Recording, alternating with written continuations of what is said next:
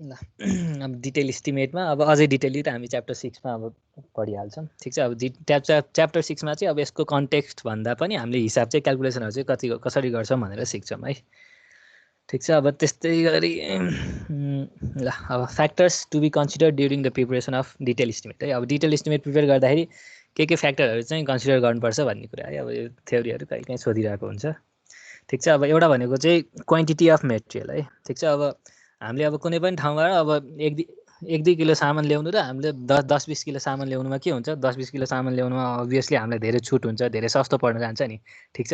भनेपछि अब हाम्रो जुन एस्टिमेट गर्दाखेरि क्वान्टिटी निकाल्छौँ नि त, हो त्यो क्वान्टिटी थोरै क्वान्टिटी हो कि धेरै क्वान्टिटी हो? ठिक छ। त्यही अनुसारले चाहिँ हाम्रो रेट पनि त्यही अनुसारले फरक पर्न जान सक्छ भनेर चाहिँ हामीले सुरुमै त्यही अनुसारले सोच्नुपर्छ भनेर भनेको है। यो फ्याक्टर चाहिँ कन्सिडर गर्नुपर्छ भनेको।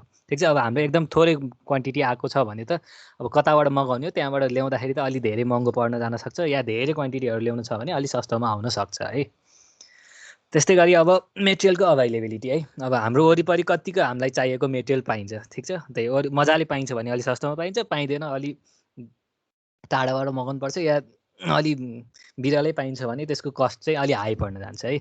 र साथसाथै हामीले अब काम गर्दै जाँदाखेरि अब कुनै पनि अब मेटेरियल ठ्याक्कै चाहिएको छ, अब वरिपरि ठ्याक्कै अभाइलेबल छैन, आउनलाई 2-3 दिन लाग्छ भने त हाम्रो अब 2-3 दिनको म्यान पावरहरूको टाइमहरू, मेसिनहरू जुन लिएको हुन्छ त्यो टाइम त वेस्ट भयो नि त। ठिक छ। त्यसले गर्दा नि घाटा हुन जान्छ है। त्यही भएर डिटेल इस्टिमेट प्रिपेयर गर्दाखेरि यो एभाइलेबिलिटी अफ मेटेरियलमा पनि ध्यान दिनुपर्छ भनेर भनेको है। त्यस्तै गरी अर्को छ ट्रान्सपोर्टेसन अफ मेटेरियल है। अब त्यही अब मेटेरियल ट्रान्सफर गर्दाखेरि अब कहाँबाट गर्ने हो एउटा त, र अर्को गर्दाखेरि चाहिँ कत्रो क्वान्टिटीमा गर्ने हो है। अब थोरै क्वान्टिटीमा हामीले 10 चोटि ल्याउनु र एकैचोटि अलि ठुलो गाडी मगाएर ल्याउनुमा के हुन्छ? लार्ज क्वान्टिटी एकैचोटि ल्यायो भने हामीलाई सस्तो पर्न जान्छ है। भनेपछि यो ट्रान्सपोर्टेसन मेटेरियलमा ट्रान्सपोर्टेसन कस्ट जुन हालिन्छ त्यसमा पनि ध्यान दिनुपर्छ भनेर भनेको है। त्यस्तै गरी अब साइटको लोकेसन, अब सबै साइट चाहिँ अब हाम्रो एकदम सुइटेबल बाटोको छेउमै भन्ने हुँदैन। ठिक छ। कुनै कुनै अलि भिरपाखातिर नि हुनसक्छ। ठिक छ। अब त्यहाँ हाम्रो गाडी जाँदैन। गाडी नगएपछि के हुन्छ भन्दाखेरि त्यहाँबाट अब लेबरले जहाँसम्म गाडी फिजिबल छ त्यहाँदेखि हाम्रो त्यो जुन अप्ठ्यारो ठाउँ छ त्यो अप्ठ्यारो ठाउँसम्म पनि बोकेर लानुपर्ने हुन्छ है। त्यो गर्दाखेरि अब खस्ने, पोखिने, फुट्ने, यताउता ड्यामेजहरू पनि हुनसक्छ है। त्यही भएर साइटको कन्डिसन कस्तो छ त्यसलाई पनि ध्यान दिएर हामीले रेट र टाइम चाहिँ त्यही अनुसारले छुट्याउनुपर्छ भनेर भनेको है। र लास्टमा चाहिँ लोकल लेबर चार्जेस। ठिक छ। अब लोकल लेबर चार्जेस भनेको चाहिँ अब कुनै पनि अब कन्ट्र्याक्टरहरूको उनीहरूको आफ्नो सेट अफ लेबर त भइहाल्छ। ठिक छ। तर कहिलेकाहीँ कुनै काम गर्दाखेरि के हुन्छ भन्दाखेरि अब आफूले भएको लेबरले पुग्दैन, र वरिपरिको लोकल लेबरहरू जुन हुन्छ तिनीहरूलाई थप्नुपर्ने हुनसक्छ है। अब के हुन्छ भन्दाखेरि जेनरली अब कन्ट्र्याक्टरहरूले त अब सबसे सस्तोमा राम्रो काम गर्ने जो लेबर छ तिनीहरू खोजेर आफ्नो एउटा टिम बनाइरहेको हुन्छ। ठिक छ। अब त्यो टिम लिएर अब कुनै ठाउँमा गएपछि त्यो लेबरले पुगेन भने अब एक्स्ट्रा लेबर थप्दाखेरि त तिनीहरूको हाम्रो लेबरको चार्ज र उनीहरूको लोकल एरियाको लेबरको चार्ज त अलिक फरक पर्न जान्छ नि त।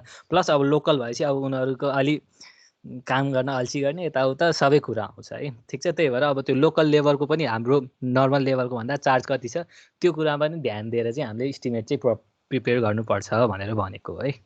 ठिक छ। यहाँसम्म केही कन्फ्युजन छ त? छैन भने सारौँ है।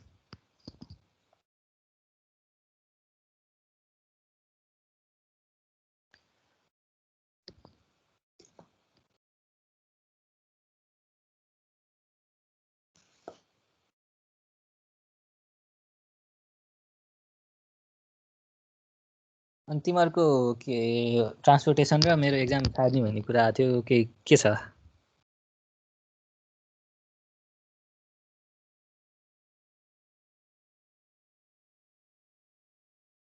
त्यसको बारेमा केही नोटिस छ कि के छ? हो सर, त्यो वेडनेसडे चाहिँ हजुरको अनि फ्राइडे चाहिँ ट्रान्सपोर्टेसनको भनेको जस्तो।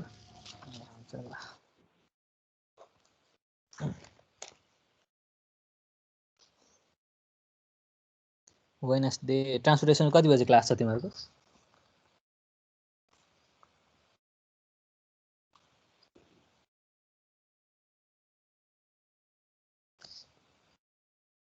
ल ठिकै छ, म रुटिनमा हेरौँला।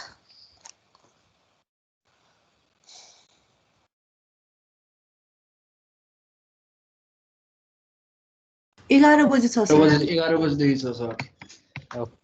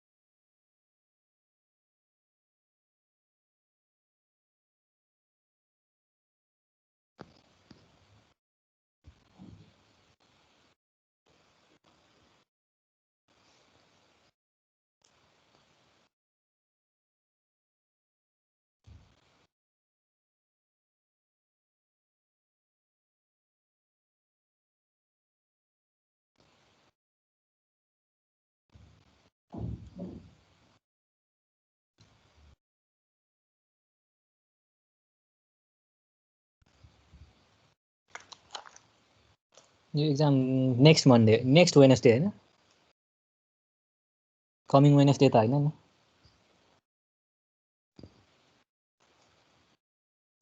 आउने वेडनेसडे नै होला सर कि अर्को खै एकचोटि रुटिन हेरेर पठाइहाल्नु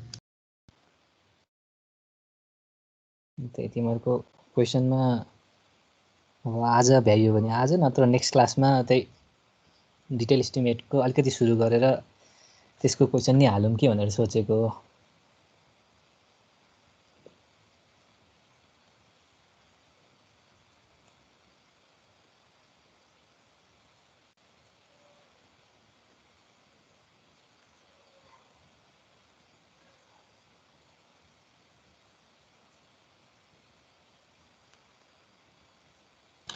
असार 2 मा रहेछ सर असार 2 मा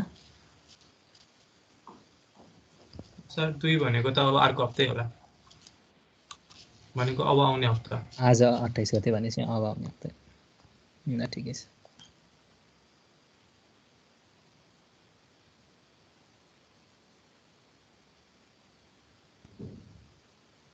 भयो यहाँसम्म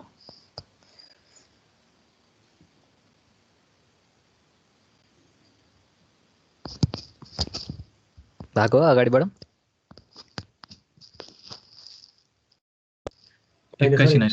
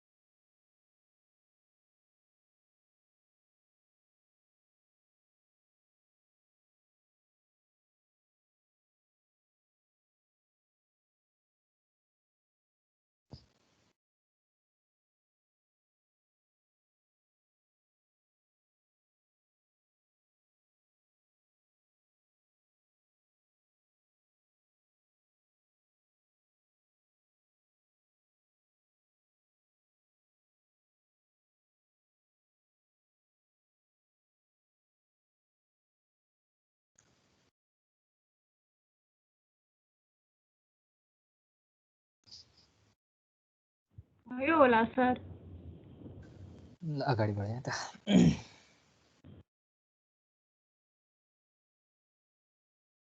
यो पनि कपी हो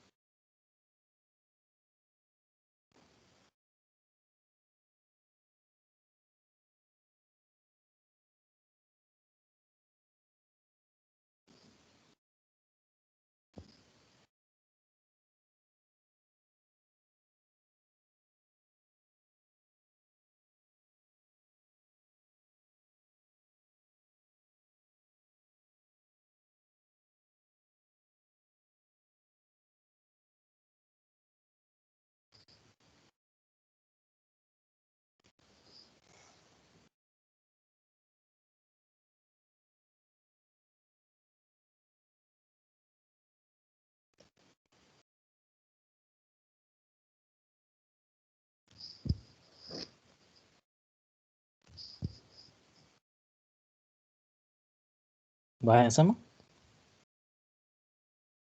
छैन सर, एकछिनलाई।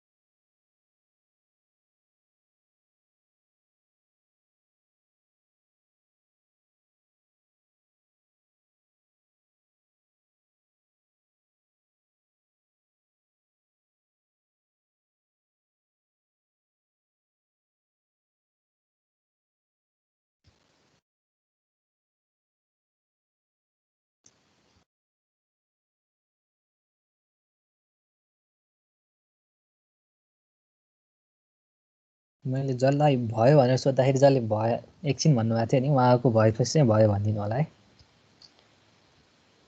हस् सर, भएको छैन कि अहिले, त्यही भएर हो। हस् हस्।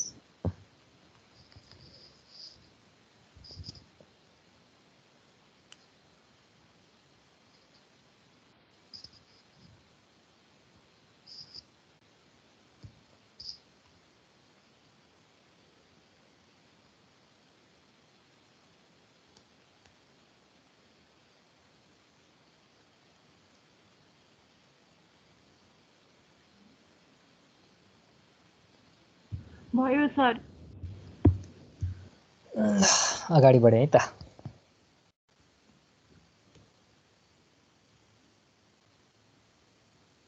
ल यो पनि कपी गरौँ।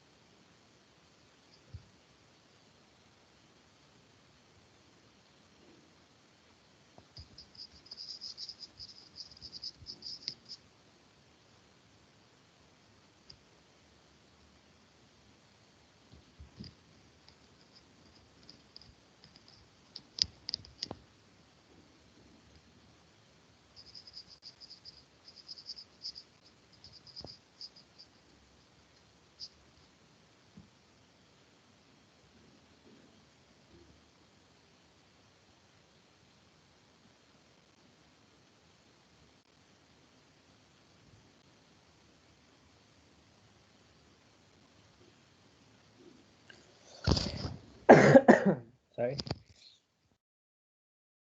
भयो यहाँसम्म?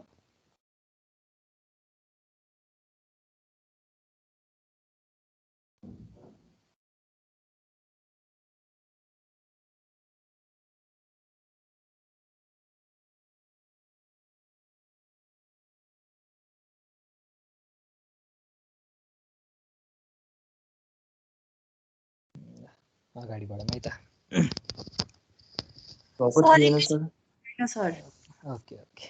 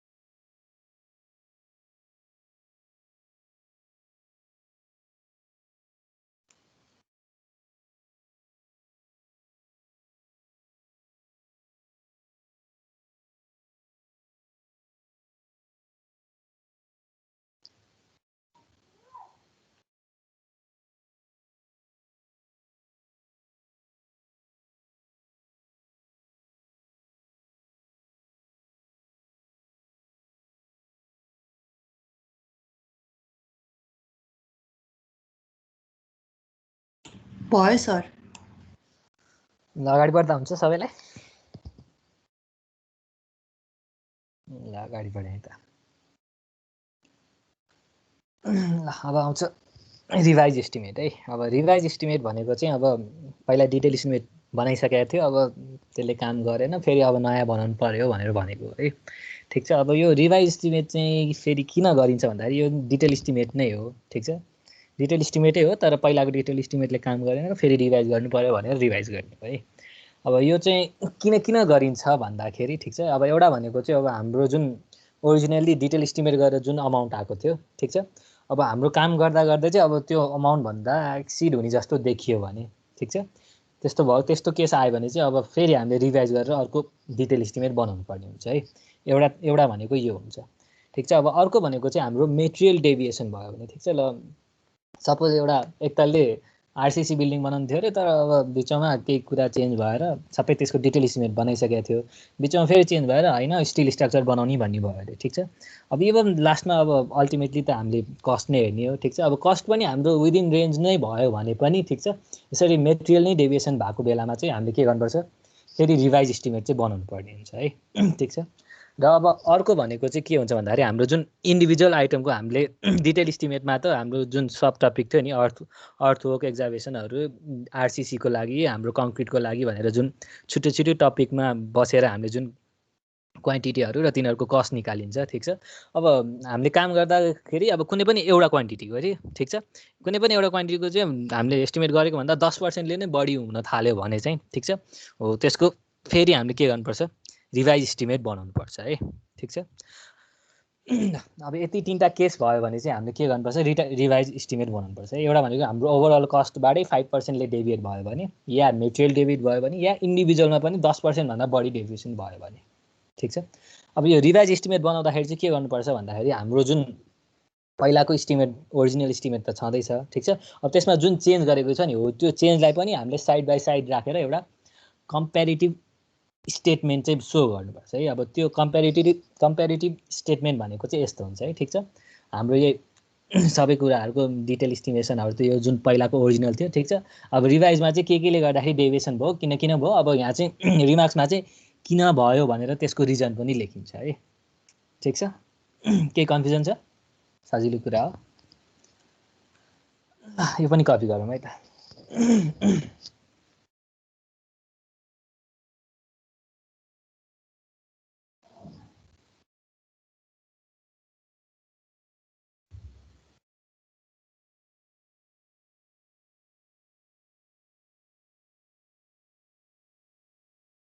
सर यो फर्स्ट पोइन्ट र थर्ड पोइन्ट भनेको एउटै होइन र?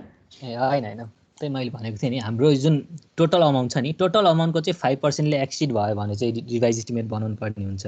ठिक छ, अब यो थर्डवालाको चाहिँ के भनेको छ नि, अफ अ वर्क भनेको छ नि, कुनै पनि एउटा वर्क हो कि, सपोज आरसिसीको मात्रै होइन अरू सबैको हाम्रो इस्टिमेट ठिक छ होइन, आरसिसीको चाहिँ हाम्रो 15% बढी कस्ट आइदियो अरे, या 15% कम कस्ट आइदियो अरे, कम कस्टको त खासै केही गरेन, ठिकै छ, बढी कस्ट आइदियो भने के हुन्छ भन्दाखेरि अब त्यो केसमा चाहिँ हामीले फेरि रिभाइज इस्टिमेट चाहिँ बनाउनु पर्ने हुन्छ कि। ठिक छ, अब कुनै पनि एउटा मेटेरियलको चाहिँ कस्ट 10 सपोज 8%ले बढ्यो अरे, त्यसले गर्दाखेरि ओभरअलको कस्ट त 5%भन्दा बढ्छ भन्ने त हुँदैन नि त। ठिक छ, त्यही भएर यो माथिको चाहिँ टोटल प्रोजेक्टको कस्टमा हो, यो तलको चाहिँ इन्डिभिजुअल आइटमको कस्टमा हो है। ठिक छ, टोटल कस्ट चाहिँ हाम्रो 5% भित्रै छ, तर मेरो एउटा मात्रै आइटमको चाहिँ 15% भयो भने त्यसको पनि रिभाइज बनाउनु पर्छ भनेर थर्ड पोइन्टले चाहिँ भनेको हो है। ठिक छ, ठिक छ सर।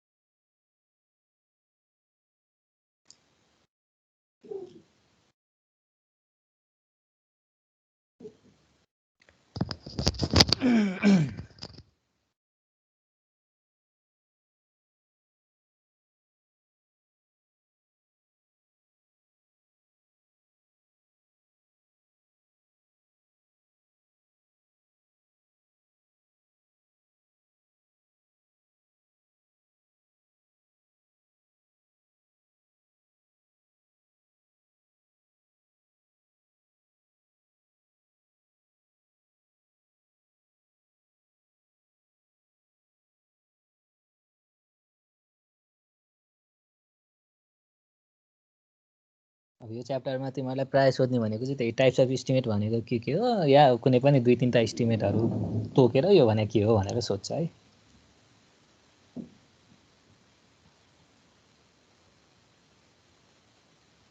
यो 4-5 मार्क्समा सोध्छ।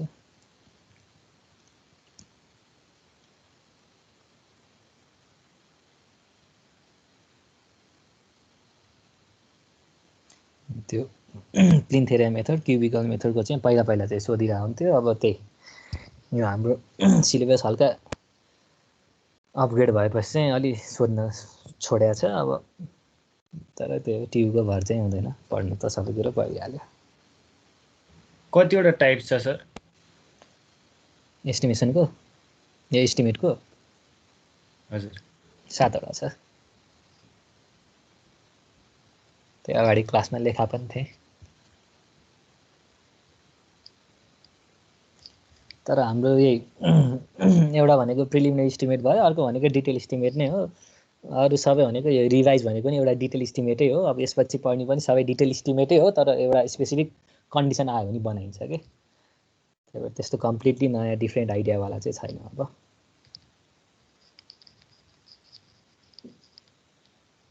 जस्ट त्यो भनेको के हो र कतिखेर बनाइन्छ त्यति पुग्छ।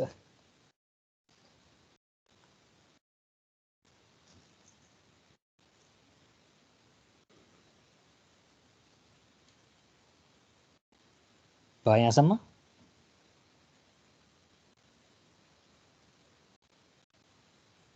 भयो सर। ल अगाडि बढ्ने है त। ल यो स्टेटमेन्ट पनि बनाऊ।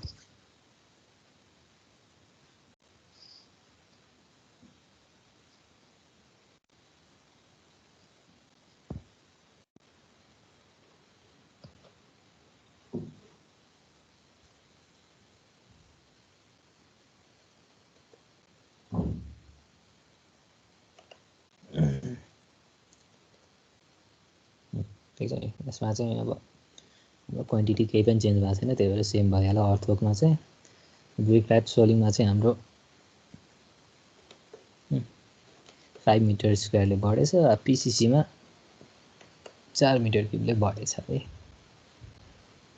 यसले गर्दाखेरि ओभरअल कस्टमा फरक आउन गयो 5% भन्दा बढी, त्यही भएर यसरी रिभाइज इस्टिमेट पनि गरेको हो।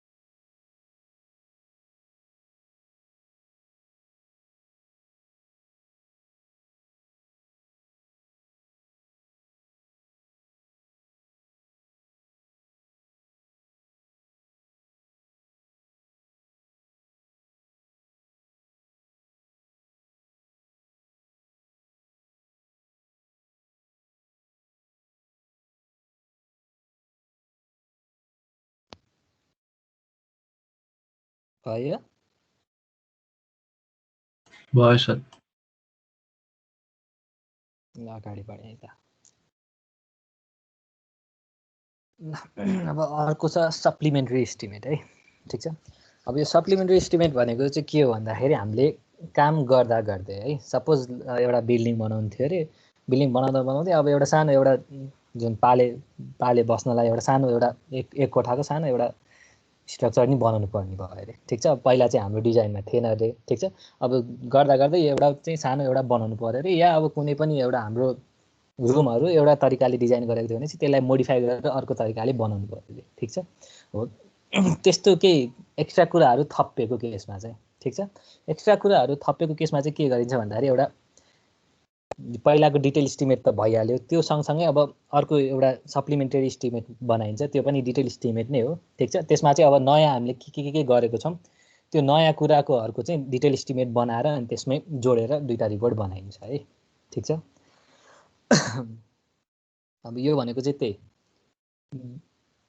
During the progress of work है। अब यो चाहिँ वर्क हुँदा हुँदैको हो, अब यो वर्क सकिसकेपछिको अहिले एकछिनमा कुरा आउँछ, ठिक छ। सप्लिमेन्ट्री इस्टिमेट भनेको चाहिँ काम गर्दा गर्दै एउटा केही एक्स्ट्रा कुराहरू थप्न मन लाग्यो भने त्यसको पनि फेरि डिटेल इस्टिमेट गरेर अनि पहिलाको रिपोर्टसँगै एड गरेर जुन टोटल एउटा फुल रिपोर्ट बनाइन्छ त्यसैलाई हाम्रो सप्लिमेन्ट्री इस्टिमेट भनेको है, जुन एडिसनवाला छ त्यसलाई चाहिँ। यो पनि कपी गर त।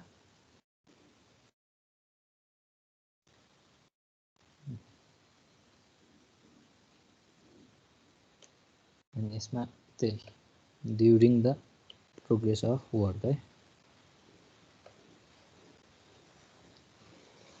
सर कतिसम्मको एस्टिमेटलाई चाहिँ सप्लिमेन्ट्री एस्टिमेट भन्ने कुरा हुन्छ कि हुँदैन भन्नाले अब जस्तै अलिक बढी नै कस्ट एस्टिमेसन गर्नु पर्यो भने त अर्कै होला नि कि।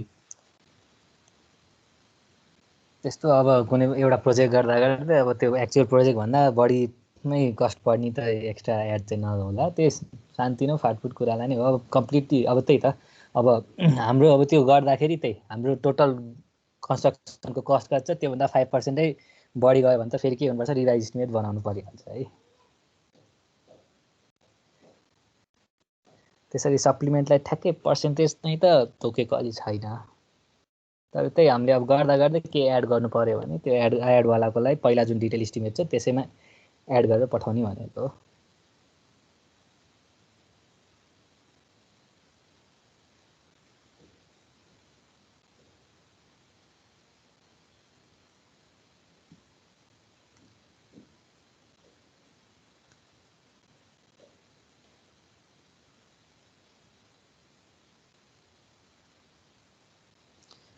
यसको म्याक्सिमम पर्सेन्टेज भन्दा नि मिनिमम पर्सेन्टेज चाहिँ हुन्छ। अब जुन अब एकदम थोरै थोरै अब जुन हाम्रो कन्टेन्जेन्सिज भनेर 3% 4% छुटाएको हुन्छ नि, ठिक छ। अनि जुन छुटाएकोमा अब हाम्रो काम गर्दै गर्दाखेरि हाम्रो जुन प्राइस पनि त्यति फ्लक्चुएट भएन र त्यो 3-4%मा हाम्रो पैसा अझै बाँकी भयो र त्यही 3-4%मै हाम्रो अरू कामहरू चाहिँ कभर हुन्छ भने, त्यस्तो एकदम सानो काम छ भने चाहिँ त्यही कन्टेन्जेन्सीकै कस्टबाट काम सुल्टाइन्छ। यो त्यसको लागि सप्लिमेन्ट्री इस्टिमेटहरू चाहिँ बनाइन्न। तर त्यो भनेको चाहिँ एकदम सानो सानो कामहरू हुन्छ, जस्तै अब एउटा टाइपको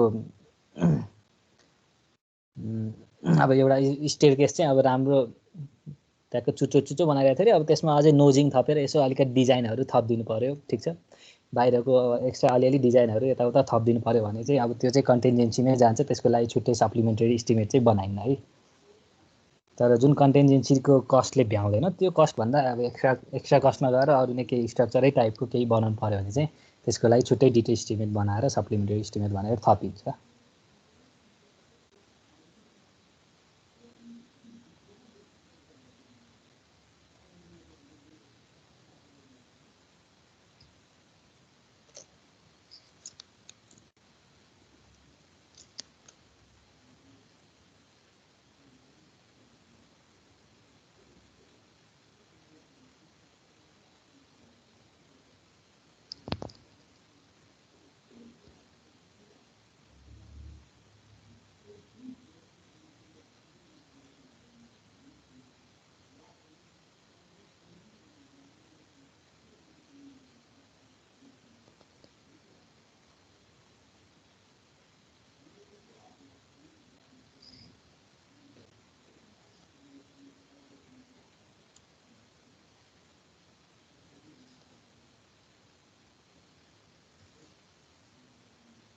भयो यहाँसम्म?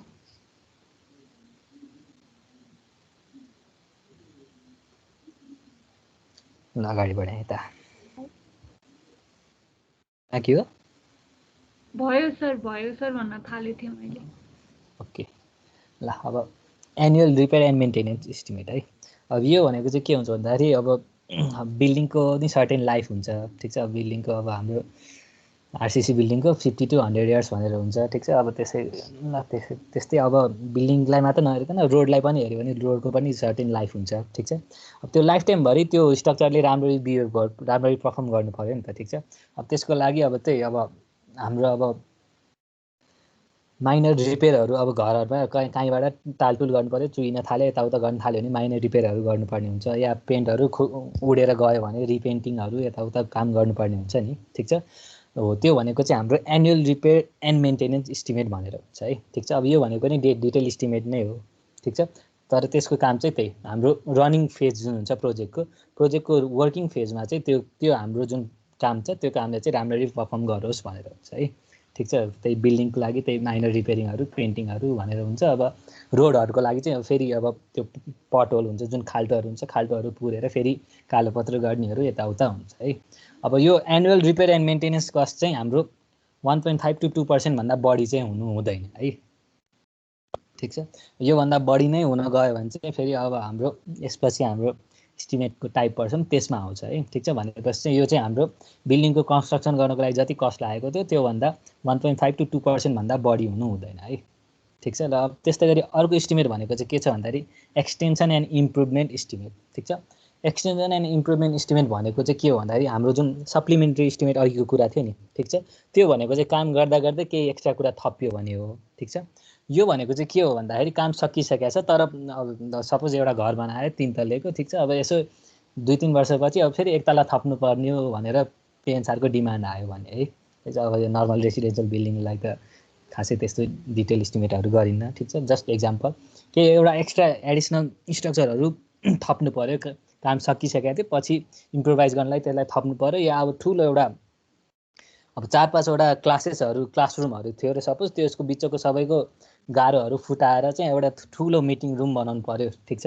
हो त्यस्तो इम्प्रुभ गर्ने या एक्सटेन्सन गर्ने काम आयो भने चाहिँ त्यतिखेर चाहिँ हामीले एक्सटेन्सन एन्ड इम्प्रुभमेन्ट इस्टिमेट भनेर बनाइन्छ है, ठिक छ।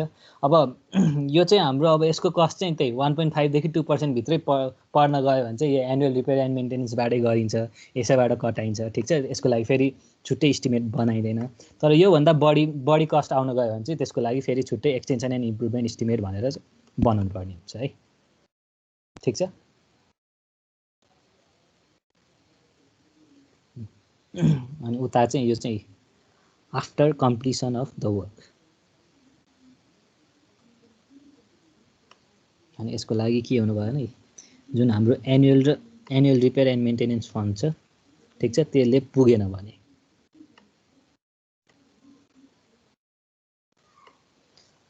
काम गरिरहेको बेलामा हाम्रो यस्तो थप्नु पऱ्यो भने हाम्रो सप्लिमेन्ट्री इस्टिमेटबाट गइहाल्छ। हाम्रो पछिको पनि हाम्रो काम चाहिँ हाम्रो एनुअल रिपेयर एन्ड मेन्टेनेन्स फन्डभित्रै पर्छ भने एनुअल रिपेयर एन्ड मेन्टेनेन्स इस्टिमेटमै परिहाल्छ, ठिक छ। र त्यो दुइटैभन्दा बाहिर पऱ्यो भने चाहिँ हाम्रो एक्सटेन्सन एन्ड इम्प्रुभमेन्ट इस्टिमेट भनेर छुट्टै इस्टिमेट बनाउनु पर्ने हुन्छ है।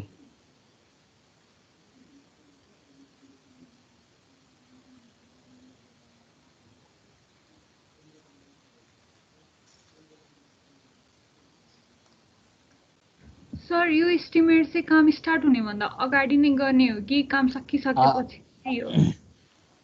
यो हाम्रो इनिसियल प्रोजेक्टको काम चाहिँ सकिसकेको हुन्छ, तर जुन थप्ने एक्स्ट्रा थप्ने भनेको छ नि, जस्तो एक तला थप्ने भनेको छ नि, हो त्यो थप्ने काम चाहिँ भएको छैन। त्यो थप्ने कामभन्दा अगाडि चाहिँ इस्टिमेट गरिन्छ।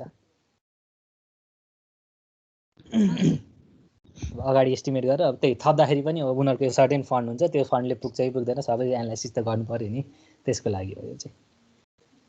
पहिल्यै त अब त्यहाँ 2-3 वर्षपछि यहाँ थपिन्छ भनेर पहिल्यै त थाहा हुँदैन, यहाँ काम गर्दाखेरि यति चाहिँ पुगेन भनेर एक्स्ट्रा थप्ने कुरा हुन्छ नि, यो भनेको चाहिँ पछि हुने कुरा हो, पहिल्यै थाहा हुँदैन है यो कुरा चाहिँ। त्यही भएर हाम्रो मेन काम चाहिँ सकिसकेको हुन्छ, काम सकिसकेपछि एक्स्ट्रा केही थप्नु पऱ्यो भने त्यो चाहिँ त्यसपछि बनाउँथ्यो।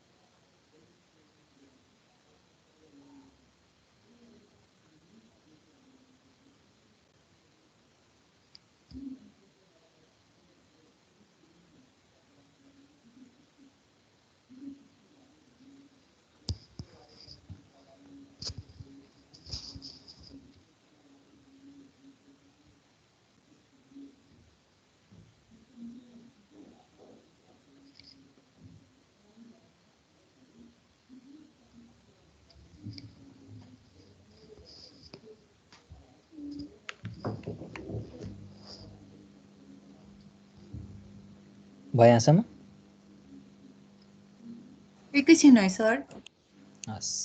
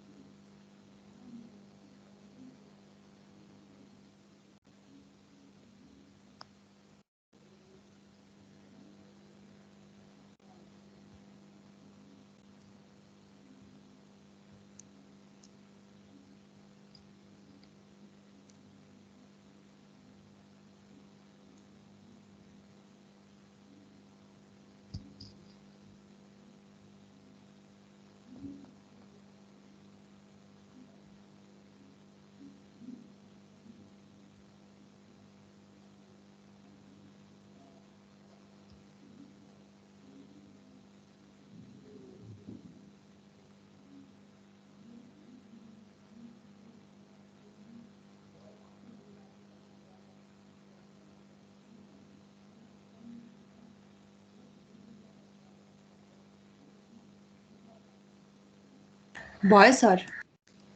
ल अगाडि बढौँ है त। अब अर्को आउँछ कम्प्लिट इस्टिमेट है। अब कम्प्लिट इस्टिमेटमा चाहिँ के हुन्छ भन्दाखेरि अब यसमा चाहिँ सबै कुरा राखिन्छ है। अब सबै कुरा भनेको अब नर्मली अब एउटा घरै बनाउनु पऱ्यो भने ठिक छ, अब नर्मली के सोचिन्छ भन्दाखेरि जग्गा किन्नु पऱ्यो अनि घर बनाउनु पऱ्यो, ठिक छ। तर अब जग्गा किन्ने र घर बनाउनलाई मात्रै त खर्च लाग्दैन नि त, अरू यताउता हाम्रो लिगल प्रोसिडियरहरू हुन्छ, ठिक छ, यताउता धेरै कुरा आउँछ। त्यो सबै कस्टहरूको कलेक्सनलाई भने त्यो सबै एस्टिमेटहरूको कलेक्सनलाई चाहिँ हाम्रो कम्प्लिट एस्टिमेट भनेको है, ठिक छ। अब यसमा के पढ्न जान्छ भन्दाखेरि ल अब सपोज त्यही बिल्डिङै बनाउनु पऱ्यो नि, सुरुमा त ल्यान्ड त हामीले किन्नु पऱ्यो, ठिक छ। अब हाम्रो ल्यान्डमा आउने कस्टहरू के हो भन्दाखेरि सपोज आनाको 30 लाख छ भने अब 3 आना किन्यो भने 90 लाख हो। त्यो त हाम्रो के भयो, जग्गाको एक्चुअल कस्ट अफ ल्यान्ड भइहाल्यो है। तर के अब त्यो 90 लाख तिरेपछि हाम्रो जग्गा हाम्रो नाममा हुन्छ त हुँदैन नि। अब त्यहाँ के हुन्छ, हाम्रो ब्रोकर हुन्छ, ठिक छ, ब्रोकरलाई पनि पैसा दिनुपर्ने हुन्छ, ठिक छ। भनेपछि ब्रोकरेज कस्ट आउँछ है अर्को भनेको, ठिक छ। अब ब्रोकरेज कस्ट आइसकेपछि अर्को के हुन्छ भन्दाखेरि अब त्यही ब्रोकरलाई र अब जग्गा धनीलाई मात्र पैसा दिएर हुँदैन, ठिक छ। हाम्रो त के गर्नुपर्छ, त्यहाँ अब वकिलहरूले पत्र लेख्नुपर्ने हुन्छ, ठिक छ। अब वकिलहरूलाई पनि पैसा दिनुपर्ने हुन्छ, प्लस हाम्रो के हुन्छ उता मालपोतमा हाम्रो ओडामा गएर के हुन्छ, हाम्रो यो चाहिँ मेरो नाममा पास भएको छ भनेर रेजिस्टर गर्नुपर्ने हुन्छ, त्यहाँ रेजिस्ट्रेसन कस्ट लिन्छ, ठिक छ। त्यो भनेको चाहिँ हाम्रो के भयो, त्यही लिगल डिड्स एन्ड डकुमेन्टेसनहरूको लागि लाग्ने कस्टहरू भयो है, ठिक छ। र अब अर्को कस्ट के हो भन्दाखेरि अब सपोज एकदम ठुलो प्लट छ भने, ठिक छ, अब ठुलो प्लटमा त अब डिजाइन अनुसारको यो यति सेक्सनमा एउटा बनाउने, यति सेक्सनमा अर्को बनाउने भनेर, ठिक छ। त्यहाँ के गर्नुपर्छ भन्दाखेरि चाहिँ एउटा सर्वेयर ल्याएर ठ्याक्कै त्यो ल्यान्डहरू चाहिँ छुट्याउनलाई चाहिँ मार्केसन गरेर ठ्याक्कै किला गाडेर सर्वेहरू कम्प्लिट गर्नुपर्ने हुन्छ है बिल्डिङको केसमा। अब रोडहरूको केसमा पनि कटिङ फिलिङ यताउताको लागि हाम्रो सर्वे डाटाहरू निकाल्नु त परिहाल्छ है। ठिक छ, भनेपछि हाम्रो ल्यान्डमा आउने कस्टहरू भनेको चाहिँ यति 4वटा हुन्छ है। हाम्रो ल्यान्डको मात्रै कस्ट छैन कि यो सबै कुराहरू आउँछ। ठिक छ, त्यस्तै गरी अर्को भनेको के हुन्छ भन्दाखेरि कन्टिन्जेन्सी। त्यही कन्टिन्जेन्सी भनेको हामीले नदेखिने खर्चहरू या अब त्यही मेनली एक्जाम्पल भनेको त्यही प्राइसको इन्फ्लेसन भयो। ठिक छ, इन्फ्लेसन भयो भने हामीले अब जुन रेटमा सुरुमा तोकिएको थियो त्यो रेटभन्दा बढी प्राइसमा हामीले मेटेरियलहरू किन्न पर्ने हुनसक्छ। त्यही भएर कन्टिन्जेन्सिज त जेमा पनि आइहाल्छ है। त्यसपछि अब अर्को भनेको यो त अब ल्यान्डको लिगल एक्सपेन्सेस भइहाल्यो। अब घर बनाउनलाई पनि हामीले जुन अब नक्साहरू त हाम्रो नगरपालिकामा लगेर नगरपालिकाको इन्जिनियरहरूबाट अप्रुभ गराउनुपर्छ नि त हो। त्यो अप्रुभ गराउनलाई त्यहाँ रेजिस्टर गराउनलाई पनि हाम्रो जुन कस्टहरू लाग्छ, ठिक छ, त्यो भनेको अर्को लिगल एक्सपेन्सेस भयो है। र अब अर्को भनेको चाहिँ हाम्रो स्ट्रक्चरको कस्ट। अब स्ट्रक्चर बनाउँदाखेरि, ठिक छ, एक्चुअल बिल्डिङ बनाउँदाखेरि कति कस्ट लाग्छ भन्ने कुरा। एउटा भनेको मेटेरियलको कस्ट लागिहाल्छ। ठिक छ, कति सामान किन्नु पर्यो। त्यसपछि के हुन्छ, त्यहाँ काम गर्ने कामदारको कस्ट हुन्छ। ठिक छ, अब त्यसपछि के आउँछ, हाम्रो कस्ट आउँछ। हामीले नि सित्तैमा काम गर्नु त होइन। ठिक छ, अब यो इन्जिनियर्स फीमा पनि दुईवटा हुन्छ है। एउटा भनेको चाहिँ एउटाले डिजाइन प्लानिङहरू गरेको हुन्छ। ठिक छ, अर्को भनेको चाहिँ के हुन्छ भन्दाखेरि काम गर्दाखेरि सुपरभाइज गर्ने हुन्छ नि। ठिक छ, हो, सुपरभाइज पनि एउटा इन्जिनियर राख्नुपर्छ। भनेपछि इन्जिनियर फिजमा पनि हाम्रो डिजाइन प्लानिङ गर्ने एउटा र सुपरभाइज गर्ने अर्को भनेर इन्जिनियर फिजमा पनि छुट्याउनु पर्ने हुन्छ है। र त्यस्तै अर्को भनेको चाहिँ अब त्यो कामहरू गर्दाखेरि पानी सानी चाहिन्छ, बत्ती सत्ती चाहिन्छ, सबै कुरो चाहिन्छ नि हो। त्यसको पनि कस्टहरू चाहिँ जोड्नुपर्छ है। भनेपछि यो सबै कुरा जोडेपछि बल्ल हाम्रो के प्रिपेयर हुन्छ, कम्प्लिट एस्टिमेट चाहिँ प्रिपेयर हुन्छ है। ठिक छ, अब हामीले यो बिल्डिङको मात्रै एस्टिमेट र अनि यो एक्चुअल ल्यान्डको कस्ट मात्रै एस्टिमेट गरेर टोटल जोडेर चाहिँ हाम्रो कस्ट हुँदैन। यस्तो अरू पनि धेरै कस्ट आउँछ। यो टोटल प्याकेजलाई नै के भनेको, कम्प्लिट एस्टिमेट भनेको है। ठिक छ, अब तिमीहरूको एक्जाममा त यसको यो चार्ट बना भनेर पनि सोधिरहेको हुन्छ है, कम्प्लिट एस्टिमेटमा के हुन्छ भनेर।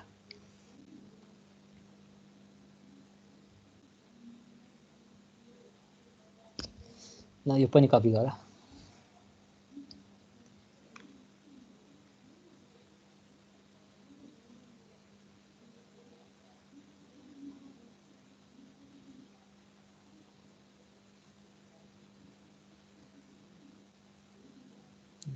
अब यसमा चाहिँ हाम्रो त्यही एक्चुअल कस्ट अफ ल्यान्ड र मेटेरियल कस्ट, लेबर कस्ट, यति भनेको चाहिँ हाम्रो डाइरेक्ट कस्ट भयो। ठिक छ, हाम्रो प्रोजेक्ट या बिल्डिङ या काम गर्नको लागि सिधै लाग्ने पैसा चाहिँ यो हो। तर यिनीहरूलाई एक्जिक्युट गर्नको लागि के हुनुपर्छ, यो यिनीहरू अरू कस्ट पनि थपिँदै जान्छ नि हो। यो भनेको चाहिँ के हो, इन्डाइरेक्ट कस्ट भनेर भन्नु खोजेको है।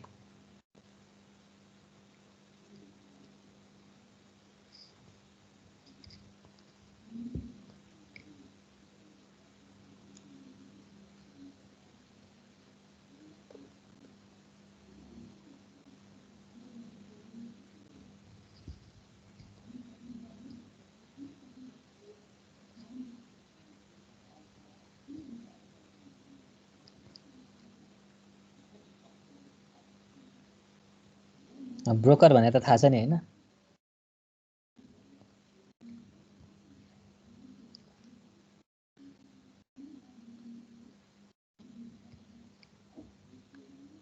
अब नेपालमा चाहिँ अलि सुन्दै कस्तो वर्ड दले भनेर भन्छन् है। अब विदेशतिर त्यसैलाई एजेन्ट भन्छन्। सुन्दै खतरा सुनिन्छ। यहाँ चाहिँ दले भन्ने चलन छ है। त्यही ब्रोकर भनेको त्यही नै हो, जग्गा दलाली गर्ने।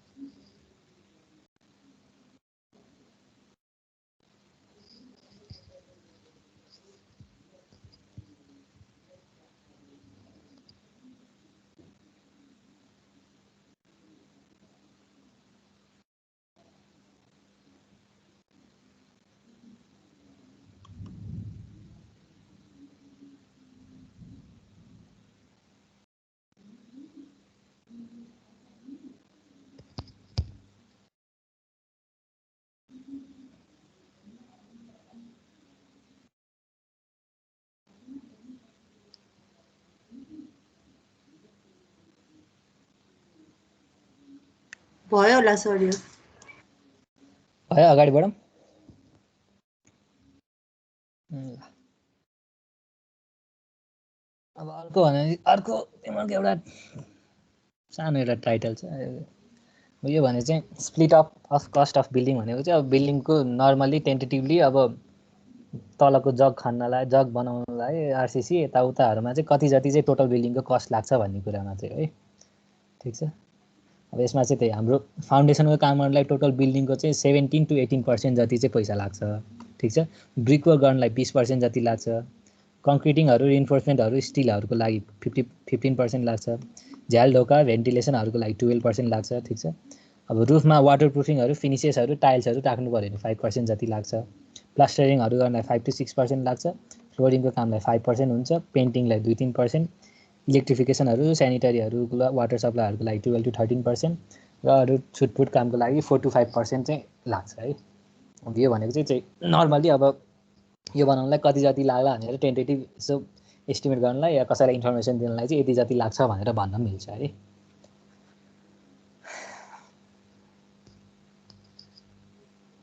यो कपी गर्दा हुन्छ।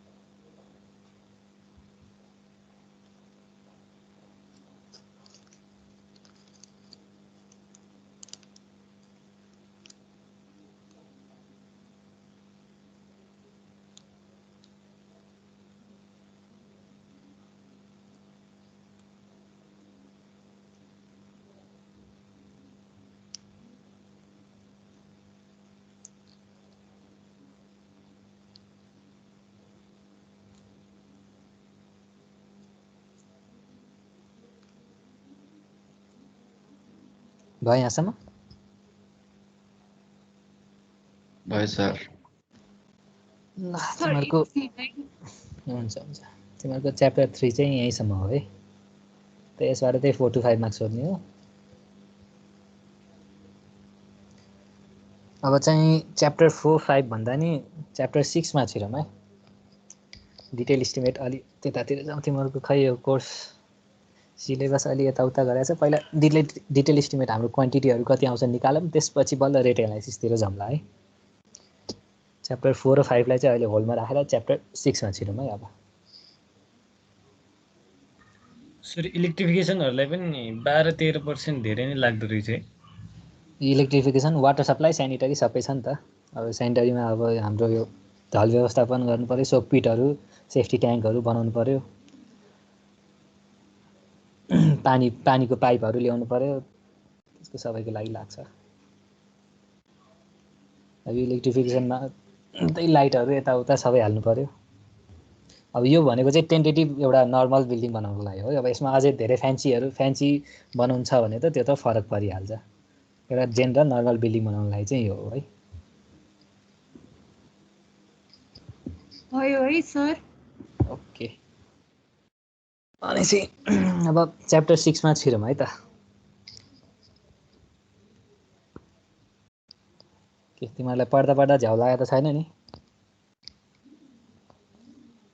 सर हजुर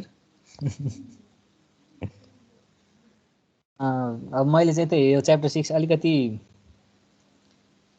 सुरु गरेर अनि तिमीहरूको एक्जाममा अलिकति एउटा क्वेसन पनि सोधौँ भनेको तर फेरि यो आज यो न्युमेरिकल गर्न कति 40 भनेपछि 20 मिनट बाँकी छ 20 मिनटमा ल ठिक छ सुरु गरिदिउँ ल डिटेल इस्टिमेट च्याप्टर हेरौँ है त अब यसमा चाहिँ के गर्छौँ भन्दाखेरि हामी यति एउटाको चाहिँ हामी डिटेल इस्टिमेट गर्छौँ है ठिक छ अब सुरुमा हाम्रो सिंगल रुम लोड बेरिङ र फ्रेम स्ट्रक्चरको जुन बिल्डिङ छ त्यसलाई इस्टिमेट गर्छौँ अब तिमीहरूलाई नर्मली सोध्ने भनेको चाहिँ दुईटा रुमवाला हो ठिक छ यो दुईटाबाट तिमीहरूलाई एउटा क्वेसन सोध्छ त्यसपछि यो रोड र क्यानलको गरेर एउटा क्वेसन सोध्छ र त्यसपछि बाँकीको गरेर एउटा क्वेसन सोध्छ है जेनरली ठिक छ यहाँबाट चाहिँ 10 मार्क्सको सोध्छ यहाँबाट चाहिँ 12 मार्क्सको सोध्छ है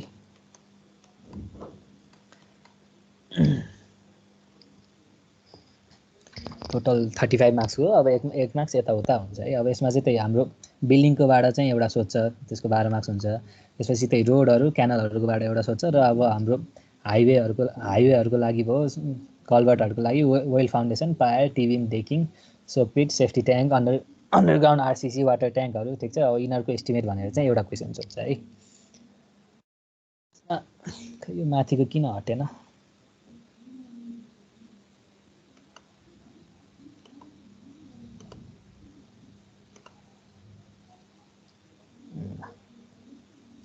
स्क्रिन देखिरहेको छ हैन छ सर अब यसमा चाहिँ के छ भन्दाखेरि चाहिँ हाम्रो अब सुरुमा एउटा सिंगल रुमवाला चाहिँ लोड बेरिङ स्ट्रक्चर है लोड बेरिङ स्ट्रक्चर भनेको चाहिँ अब तिमीहरूको लोड बेरिङ र फ्रेम स्ट्रक्चर भनेर दुईटा हुन्छ फ्रेम भनेको चाहिँ त्यही अब बिम कोलुम स्ल्याब तिनीहरूवाला कन्डिसन भयो भने यो भनेको चाहिँ तिमीहरूको गारोवाला घर भन्छ नि गारो सिस्टमवाला वाल सिस्टमवाला घर ठिक छ अहिले चाहिँ वाल सिस्टमवाला घर हेर्न लाग्यो है ठिक छ अब योमा चाहिँ एउटा मात्रै रुम छ है यो भनेको टप भ्यू भयो यो भनेको हाम्रो सेक्सन भ्यू हो यो ठ्याक्कै यो ए सेक्सनमा यसरी काटेर हामीले यसरी सेक्सन भ्यू गरेर हेरेको है अब यो ड्राइङ चाहिँ हाम्रो त्यही डिजाइनबाट हामीलाई अभाइलेबल हुन्छ ठिक छ अब यो ड्राइङ हेरेर चाहिँ यसमा अब कति क्वान्टिटीहरू लाग्छ भनेर चाहिँ हामीले एस्टिमेट गर्नुपर्ने हुन्छ है क्वान्टिटीको एस्टिमेट भनेपछि हाम्रो काम भनेको त्यही यो मेजरमेन्ट सिटमा चाहिँ हामीले भर्नुपर्ने हुन्छ है ठिक छ अब यो मेजरमेन्ट सिटमा भर्दाखेरि चाहिँ कसरी भरिन्छ भन्दाखेरि चाहिँ अब जुन हाम्रो काम चाहिँ क्रमबद्ध रूपमा हुन्छ नि सिक्वेन्सियली हुन्छ नि ठिक छ त्यही अनुसारले गइन्छ या अब अर्को भनेको यो तलबाट चाहिँ माथि गइन्छ है हामीले एस्टिमेट गर्दै गर्दाखेरि त्यसरी चाहिँ अब कुनै पनि काम नछुटोस् भनेर हो है ठिक छ भनेपछि अब यो बिल्डिङ बनाउँदाखेरि सबसे सुरुमा के गरिएला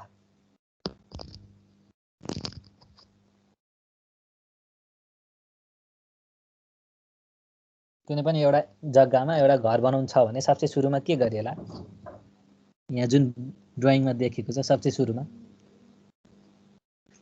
यो माथिको यो स्ल्याब राख्ने हो त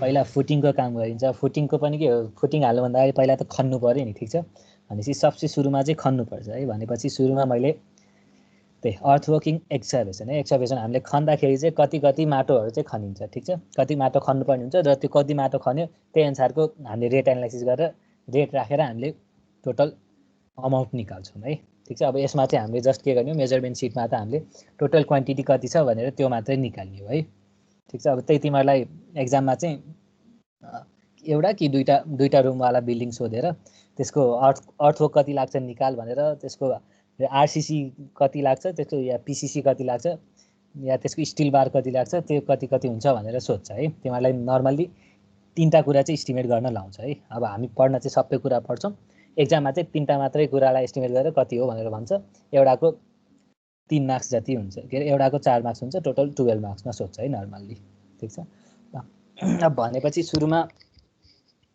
त्यही अर्थवर्कको कुरामा जाउँ है त अब अर्थवर्कमा कुरा गर्दाखेरि ल अब यहाँ टप भ्यूमा त देखिँदैन र यही सेक्सनमा हेरौँ त यहाँ हेर्दाखेरि अब यहाँ चाहिँ धेरै डिटेल कुरा दिएको छ ठिक छ अब यहाँ लाइम टेरेसिङ भनेर आरसिसी स्ल्याब भनेर सिमेन्ट प्लास्टर भनेर लिन्टेल ब्यान्डहरू विन्डोहरू सबै कुरा दिएको छ अब अहिले चाहिँ जस्ट अर्थवर्कमा चाहिँ फोकस दिउँ है त। अब अर्थवर्क हामीले एक्सकाभेसन गर्ने भनेको के हो, खन्ने भनेको त ग्राउन्ड लेभल मुनि हो नि, ठिक छ।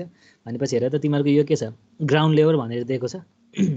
भनेपछि यो ग्राउन्ड लेभलभन्दा मुनि जे स्ट्रक्चर छ त्यो राख्नलाई त हामीले पहिला खन्नु पऱ्यो नि त।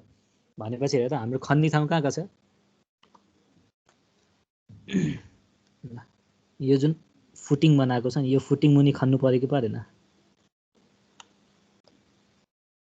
यहाँ हेर त यो फुटिङ त पहिला यहाँ खनेर, यहाँ खनेपछि बल्ल अनि यहाँ के छ, यो सिमेन्ट कङ्क्रिट राखेर अनि यहाँबाट माथि वाल निकाल्ने हो नि त, ठिक छ। अब यो वाल सिस्टमको घरमा कस्तो टाइपको फुटिङ हुन्छ, आइसोलेटेड फुटिङ होला कि वाल फुटिङ होला त?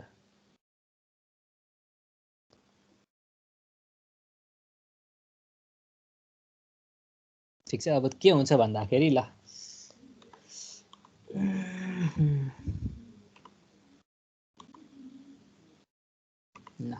अब केही गरी हाम्रो यो चाहिँ हाम्रो फ्रेम स्ट्रक्चर है, फ्रेम स्ट्रक्चर भनेको हाम्रो बिम कोलुम भएको स्ट्रक्चर। त्यस्तो भएको भए के हुन्थ्यो भन्दाखेरि हाम्रो यो ठ्याक्कै जेनरली हाम्रो कर्नरमा के हुन्थ्यो, यसरी कोलुमहरू राखेको हुन्थ्यो, ठिक छ। अब यसरी कोलुम राख्दाखेरि के हुन्छ भन्दाखेरि यो कोलुमको ठ्याक्कै मुनि चाहिँ हामी के बनाइन्छ, आइसोलेटेड फुटिङ फाउन्डेसनहरू बनाइन्छ नि त नर्मल बिल्डिङमा, ठिक छ। अब म्याट फुटिङतिर गएन म अहिले, नर्मल कुरा गर्दाखेरि यो कोलुम जहाँ हो ठ्याक्कै कोलुमको मुनि के बनाइन्छ हाम्रो, यसरी यहाँ आइसोलेटेड फुटिङको लागि यसरी खनिन्छ र त्यहाँ हाम्रो के गरिन्छ, आइसोलेटेड फुटिङ बनाइन्छ नि, ठिक छ। यो भनेको कुन केसमा भयो, यही कोलुमहरू बिम कोलुम हाम्रो फ्रेम स्ट्रक्चरमा भयो है। अब गाह्रोवाला सिस्टममा चाहिँ के हुन्छ भन्दाखेरि, ठिक छ, गाह्रोवाला सिस्टममा चाहिँ के हुन्छ भन्दाखेरि यो जुन जुन वाल हुन्छ नि हो, त्यो वालको मुनि चाहिँ हाम्रो तिमीहरूले वाल फुटिङ या स्ट्रिट फुटिङ भनेर पढाएको थियो होला नि होइन, फाउन्डेसनमा टाइप्स अफ फुटिङमा, ठिक छ। हो ठ्याक्कै यसको मुनि चाहिँ यसरी पुरै लेन्थ वाइज चाहिँ के हुन्छ हाम्रो, ल यो मैले यताको वालमा चाहिँ कन्सिडर गरेँ भने यसरी पुरै यहाँ मुनि चाहिँ यो वाल फुटिङ चाहिँ लगाएको हुन्छ है, ठिक छ। त्यसै गरी यताको वालमा पनि यहाँ त्यही अनुसारले वाल फुटिङ हुन्छ, अब यताकोमा पनि त्यही अनुसारको वाल फुटिङ हुन्छ,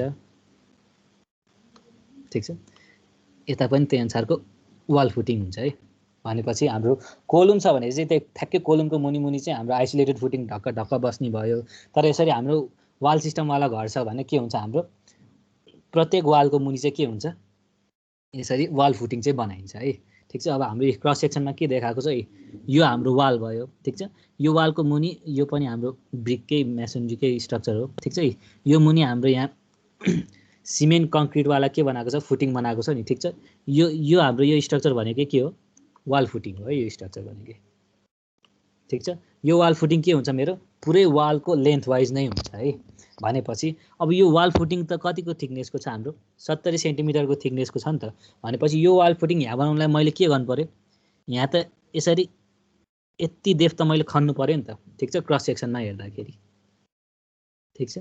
यति लेन्थ खन्नु पऱ्यो। अब यो लेन्थ भनेको त के हो, पुरै अब हाम्रो लेन्थ कति छ त्यो लेन्थ वाइजै पुरै जाने भयो, ठिक छ। 3Dमा यसरी हेर्ने हो भने,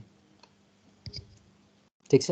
भनेपछि हाम्रो वाल फिटिङको लागि के गर्नुपर्ने रहेछ, यो ग्राउन्ड लेभलबाट हेर त यति डेप्थ मुनिसम्म, ठिक छ, यति डेप्थ मुनिसम्म र यति विथको चाहिँ के गर्नुपर्ने रहेछ, गाह्रो खन्नुपर्ने रहेछ, के अरे सरी गाह्रो खन्ने रे, हाम्रो माटो खन्नुपर्ने रहेछ।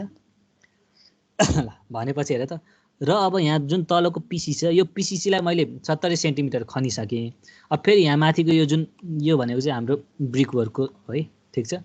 अब यो ब्रिक वर्ककोलाई चाहिँ मैले फेरि यो 40 सेन्टिमिटर खनिरहनु पर्छ त, पर्दैन नि, हाम्रो त अलरेडी यो 70 सेन्टिमिटरको खाल्टो खनिसकेपछि त यो 40 पनि त्योभित्र परिहाल्यो है। भनेपछि के गर्नुपर्ने छ, हामीले यहाँ यति खन्नुपर्ने रहेछ, ठिक छ, यो पुरै लेन्थ वाइज। र अर्को के छ हेर त, मेरो ग्राउन्ड लेभल यहाँ भयो, यहाँभन्दा मुनि हेर त यो स्टेयरको लागि पनि हेर त यति खनेर चाहिँ यहाँ स्टेयर चाहिँ यति सेक्सन चाहिँ तल बनाएको छ कि छैन। भनेपछि हेर त मेरो ग्राउन्ड मुनि भएको स्ट्रक्चर भनेको यो एउटा यति भयो, ठिक छ, अर्को भनेको यो यति भयो। भनेपछि यिनीहरूको लागि खन्नुपर्ने कति कति हो, त्यसको अर्थको क्वान्टिटी कति हुन्छ त्यति इस्टिमेट गर भनेर भनेको है अहिले हाम्रो सुरुको केसमा, ठिक छ। यहाँसम्म केही कन्फ्युजन छ? यो अरू फिगरहरू देखेर अहिले अलि झिलिमिली भयो होला, त्यतातिर ध्यान नदियो। अहिले जस्ट हामीले अर्थोकको कुरा गर्न लाग्यो। अर्थोकलाई हामीले ग्राउन्ड लेभलभन्दा मुनि हेर्नुपर्छ। ग्राउन्ड लेभलभन्दा मुनि भएको मेरो यो एउटा वाल फुटिङ भयो, ठिक छ। अर्को भनेको यो स्टेयर केसको कुरा भयो भनेपछि वाल फुटिङ र स्टेयर केसको लागि मेरो कति चाहिँ खन्नु पर्ने रहेछ त्यसको एस्टिमेट क्वान्टिटी एस्टिमेट अहिले गर्न लागेको है। ठिक छ, यहाँसम्म क्लियर छ?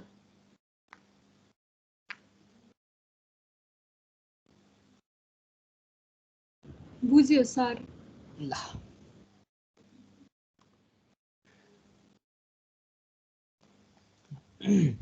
अब भनेपछि कति हुँदो रहेछ भनेर निकाल्दै ल पक्कै यो दुईटा फिगरलाई सँगै राखौँ।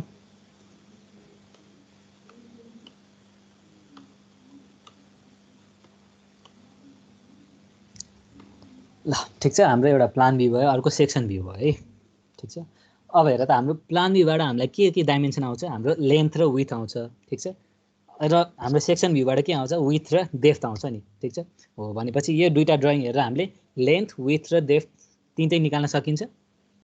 र अब हाम्रो यो अर्थवर्किङ एक्जाभेसनको कुरा छ नि, अर्थवर्किङ एक्जाभेसन भनेको त के हुन्छ, हाम्रो बल्कमा काम गरिन्छ नि त, भनेपछि त्यसको युनिट के हुन्छ, युनिट त मिटर क्युब हुन्छ भनेर पहिला कुरा गरिएको थियो नि। ठिक छ, भनेपछि हाम्रो यो अर्थवर्कमा के अरे अर्थवर्क एक्जाभेसन कति हुन्छ, त्यसको लेन्थ ब्रेथ हाइट तिनटै कुरा चाहियो मलाई। ठिक छ, ल अब भनेपछि त्यही अघिको भनेको कुरामा जाउँ है त। भनेपछि अब यो ठ्याक्कै यसको मुनि चाहिँ मेरो कति काट्नुपर्ने भयो, कति खन्नुपर्ने भयो?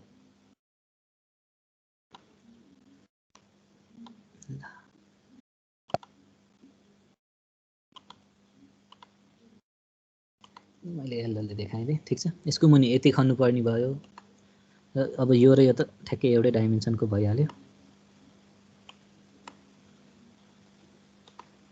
ल ठिक छ, भनेपछि मेरो यो क्रस सेक्सनमा हेर्दाखेरि चाहिँ यति खन्नुपर्ने हो कि अनि क्रस सेक्सनमा देखियो त। अब क्रस सेक्सनमा त हाम्रो लेन्थ देखिँदैन, क्रस सेक्सनमा देखिने भनेको के हो, यो विथ हो अनि डेप्थ हो। भनेपछि कतिको विथको खन्नुपर्ने रहेछ, हाम्रो 70 सेन्टिमिटर खन्नुपर्ने रहेछ विथ, र हाम्रो डेप्थ भनेको कति छ हेर त, यहाँ दिएको छ नि हाम्रो यहाँ 30 सेन्टिमिटर र 60 सेन्टिमिटर भनेको छ है यो ग्राउन्ड लेभल मुनिबाट।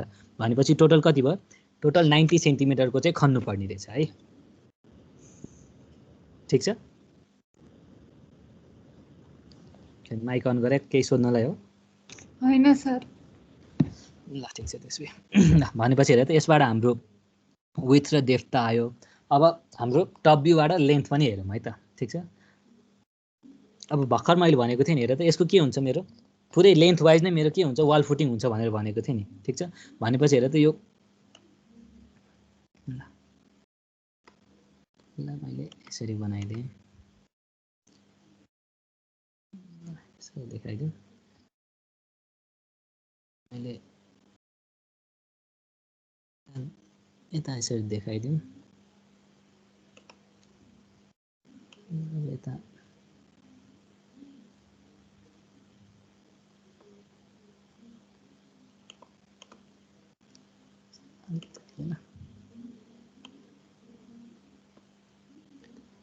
यसरी देखाइदिउँ। र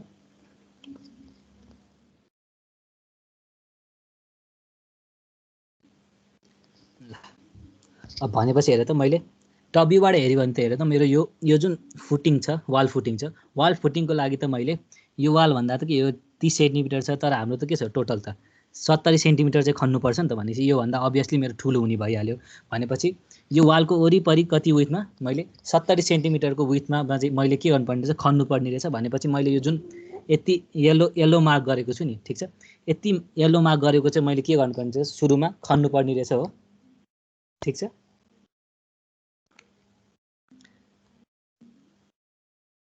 र अब अहिले चाहिँ मैले यही फुटिङको मात्रै कुरा गरेँ। अब यो स्टेयर केसको जुन चाहिँ यो स्टेप्सको जुन छ त्यो एकछिनमा हेरौँ है त। ठिक छ, भनेपछि फुटिङको लागि हेर त मैले यति खन्नु पर्यो। ठिक छ, यहाँसम्म केही कन्फ्युजन छ?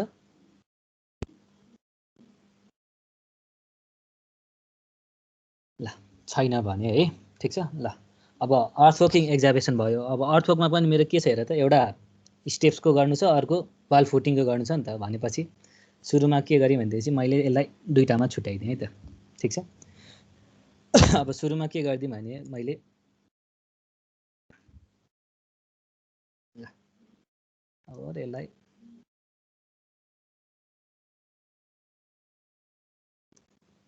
ल अब यसरी जे लेख्दा पनि हुन्छ है। हाम्रो फाउन्डेसनको लागि अब ट्रेन्च भने त खाल्टो भइहाल्यो है।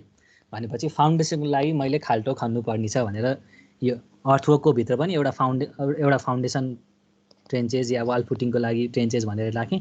अब अर्को स्टेप्स भनेर म एकछिनमा राखौँला है त। ल अब हेर त यो भनेको त हेर त अस्ति हामीले एउटा long wall short wall method या सेन्टर लाइन मेथड पढेको थियौँ नि, ठिक छ। ठ्याक्कै यो वाल जस्तो बनेको छ कि छैन वरिपरि भनेपछि यसको एस्टिमेट, यसको यो डाइमेन्सनहरू कति छ त्यो हिसाब गर्नलाई पनि के गर्छौँ हामी, त्यही कि long wall short wall method use गर्छौँ कि सेन्टर लाइन मेथड युज गर्छौँ है त, ठिक छ। ल अब अहिले यो सुरुको एक्जाम्पलमा चाहिँ म दुवैबाट गरिदिन्छु है त। भनेपछि ल सुरुमा के गरिदिउँ भन्दाखेरि सेन्टर लाइन मेथडबाट हेरिदिउँ है त। अब सेन्टर लाइन मेथडको याद छ? सेन्टर लाइन मेथडको के गर्ने हो, सेन्टर टु सेन्टर डिस्टेन्स सबैको ल्याएर जोडिदिने हो। र यदि काहीँ बिचमा हाम्रो टी जङ्सन छ भने, ठिक छ, टी जङ्सन छ भने चाहिँ त्यो जङ्सन कहाँ छिरेको त्यसको विथले चाहिँ घटाउनु पर्थ्यो नि। हाम्रो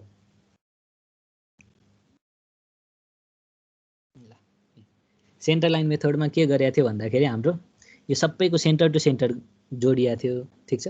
र केही गरी हाम्रो यसरी बिचमा यसरी पार्टिसन, यो सपोज यसरी हाम्रो यहाँ टी जङ्सन आएको छ नि, ठिक छ। यहाँ त हाम्रो एल जङ्सन भयो, एल जङ्सन भयो, एल जङ्सन भयो, एल जङ्सन भयो। यसरी टी जङ्सन आयो भने चाहिँ हाम्रो यति यो मैले रातो लाएको चाहिँ बढी आउँथ्यो लेन्थ, त्यही भएर यति यो जुनमा गाभिएको हो त्यो गाभिएकोको चाहिँ विथ चाहिँ घटाउनु पर्छ भनेर भनेको थियो नि, ठिक छ। तर अब अहिलेको हाम्रो स्ट्रक्चरमा हेर त त्यस्तो टी जङ्सन कहीँ छ त छैन नि। यहाँ नि एल जङ्सन छ, यहाँ नि एल जङ्सन हो, यहाँ नि एल जङ्सन हो, यहाँ नि एल जङ्सन हो। भनेपछि त्यस्तो घटाउन डिडक्सन केही पनि गर्नु परेन, सिधै के गर्दै हुन्छ, सबैको सेन्टर टु सेन्टर डिस्टेन्स लगेर जोड्दै हुन्छ है। भनेपछि ल अब यो यति यो रेक्ट्याङ्गलको, ठिक छ, सेन्टर टु सेन्टर डिस्टेन्स कति हुन्छ हेर त। अब यो हाम्रो जुन यो वाल, यो जुन वाल फुटिङ छ, वाल फुटिङ यो 70 मिटर जुन भनेको छ र यसमाथिको 40 सेन्टिमिटर, यो 30 सेन्टिमिटर जुन भनेको छ, यो सबै त के हुन्छ हेर त, यो सबै त के हुन्छ भन्दाखेरि एउटै सेन्टरबाट पास भएको हुन्छ है। अब यहाँ अलिकति के गर्दा मिलेन, ठिक छ। ल अलिकति भाङ्ग्यो। ल भनेपछि यो के हुन्छ भन्दाखेरि यो ठ्याक्कै के हुन्छ, सबैको सेन्टर टु सेन्टरबाट यसरी पास भएको हुन्छ है, ठिक छ। भनेपछि हेर त सेन्टर टु सेन्टर डिस्टेन्सको लागि त मेरो यो वालको सेन्टर टु सेन्टर डिस्टेन्स जति हुन्छ, मेरो यो एक्साभेसन यो खन्नुपर्ने सेन्टर टु सेन्टर डिस्टेन्स पनि के हुन्छ, सेमै हुन्छ कि हुँदैन। भनेपछि अब यसको सेन्टर टु सेन्टर डिस्टेन्स भनेको के हुने भयो, यहाँदेखि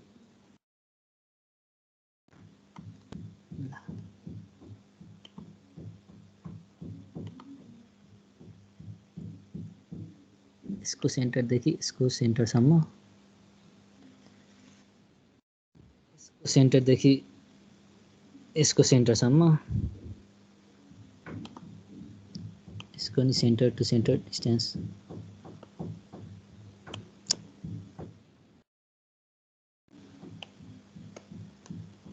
यसको नि सेन्टर टु सेन्टर डिस्टेन्स जोड्नु पर्यो। त्यसपछि कन्ट्रोल सी कन्ट्रोल बी।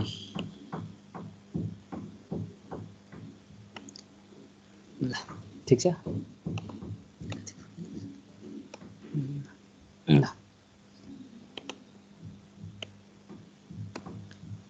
भनेपछि हेर त यो पनि अलिकति माथि,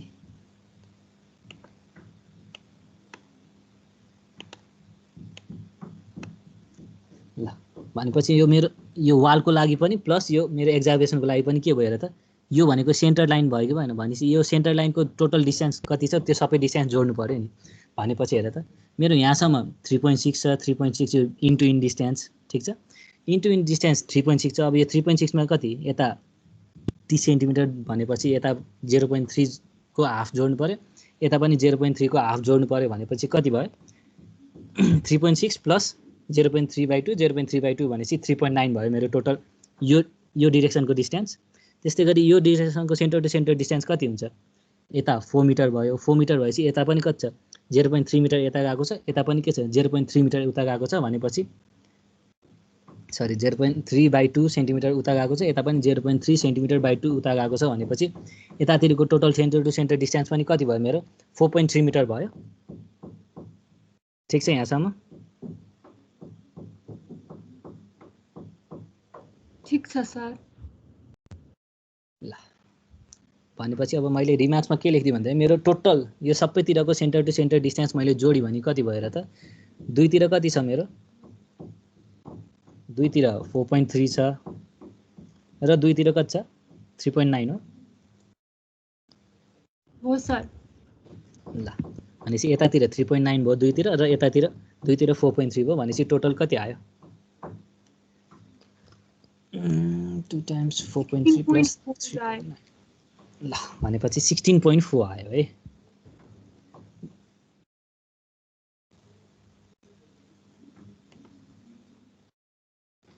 भनेपछि मेरो अब सेन्टर लाइनमा त हामीले सबैलाई अब अहिले सबैको वालको थिकनेस एउटै छ त्यही भएर एउटा मात्रै मानियो ठीक छ र त्यसको लेन्थ टोटल लेन्थ कति आयो मेरो 16.4 मिटर आयो है ठीक छ मेरो लेन्थ 16.4 मिटर आएपछि अब यसको विड्थ त कति छ अब अहिले त मैले के छ वालको लागि हैन मैले त के एक्जाबेसनको लागि गर्न लाग्यो नि त ल एक्जाबेसन खन्नुपर्ने विड्थ त कति छ मेरो 70 सेन्टिमिटर छ भनेपछि मेरो विड्थ कति आउने भयो 0.70 मिटर आउने भयो र त्यस्तै गरी डेप्थ भनेको के त्यही ग्राउन्ड लेभलबाट कति खन्नी त हो नि ए कति खन्नी भनेर कति आएको छ 30 + 60 भनेपछि कति भयो मेरो 90 सेन्टिमिटर भयो टोटल भनेपछि 90 सेन्टिमिटर भनेपछि 0.90 मिटर हुने भयो है भनेपछि यसबाट मैले तीनटै मल्टिप्लाई गरे भने क्वान्टिटी कति आयो 16.4 * 0.7 * 0.9 गरेपछि 10.33 आयो हो सर ठीक छ यहाँसम्म नबुझेको केही छ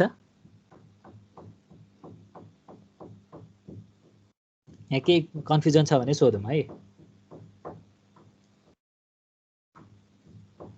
यहाँसम्म ठिक छ ओके मैले ठिक छ भनेर माने है ल अब यो सेन्टर लाइन मेथडबाट भयो अर्को भनेको हाम्रो लङ वाल सर्ट वाल मेथडबाट पनि हेरौँ है त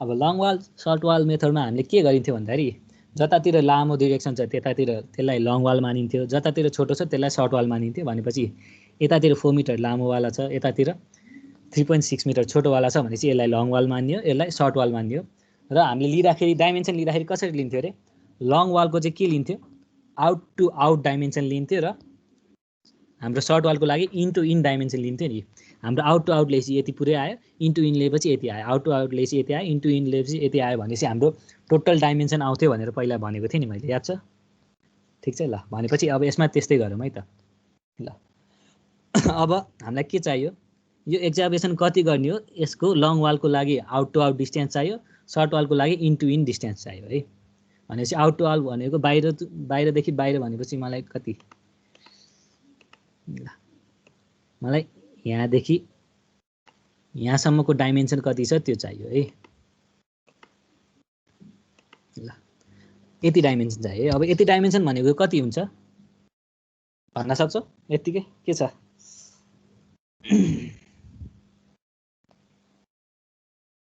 यसो फिगर हेरेर भन त यो आउट टु आउट डाइमेन्सन कति होला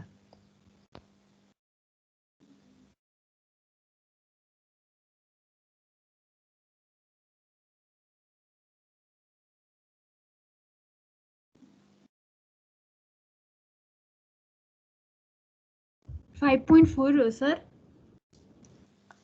5.4 भनेपछि यहाँसम्म 7 + 0.7 हैन 4 + 0.7 + 0.7 हैन 4 + 0.7 कसरी भयो ए हुँदैन यहाँ हेर है त तिम्रो 4 भनेको त कहाँसम्म भयो हेर त यो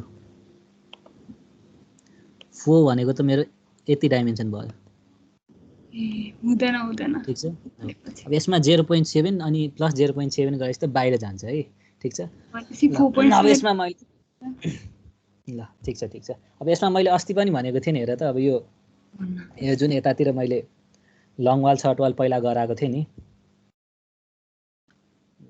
अब यसमा पनि हाम्रो नर्मल्ली अब यो 5 मिटर छ 5 मिटरमा यो 0.3 माथि 0.3 तल भनेपछि हाम्रो लङ वाल भनेको 5.6 मिटर यतिकै देखिरहेको छ त्यही पनि मैले के गरेर गराएको थिएँ भन्दाखेरि हेर त पहिला सेन्टर लाइनमा जाने अनि त्यसपछि दुईतिरको आधी आधी विथ जोड्ने भनेर भनेको थिएँ नि मैले ठिक छ त्यो मेथडबाट गयो भने चाहिँ सजिलो हुन्छ भनेको है ठिक छ ल त्यो सजिलो हुन्छ किन हुन्छ यो ठ्याक्कै यसमा देखिन्छ है ठिक छ ल अब यसमा हेर त म मलाई अब सरी यसको सेन्टर टु सेन्टर गयो भने त के हुन्छ र त सेन्टर टु सेन्टर भनेको त ल यतातिर कति छ यतातिर 4 मिटर यहाँसम्म छ भनेपछि सेन्टरमा पुग्नलाई यता 0.3/2 यता 0.3/2 भनेपछि यतातिरको सेन्टर टु सेन्टर डिस्टेन्स कति भयो 4.3 भयो ठीक छ अब सेन्टर टु सेन्टर डिस्टेन्सबाट त हेर त मेरो के हो यो सेन्टर भन्नु र यो सेन्टर भन्नु एउटै भइहाल्यो ठीक छ अब यसको कतितिर विथ गएको छ भन्दाखेरि हेर त यो टोटल विथ 0.7 भएपछि हेर त बाहिरतिर कति गएको छ 0.7/2 गएको हो त्यस्तै गरी यसको पनि बाहिरतिर कति गएको छ 0.7/2 गएको हो किन